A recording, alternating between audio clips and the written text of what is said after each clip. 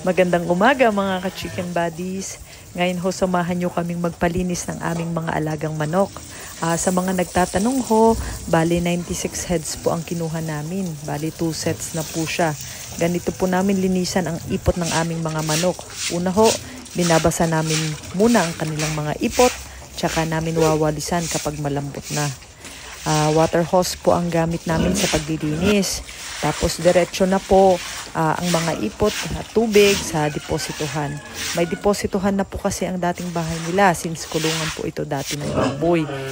Tsaka po nga po pala, baboyan po ang tabi nila kaya madalas marinig nyo ang ingay ng mga baboy.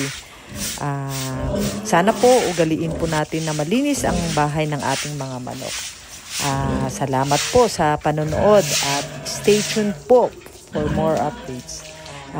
Thank you for watching and please like, subscribe at follow for more updates po sana sa pagsisimula namin ng RTL business.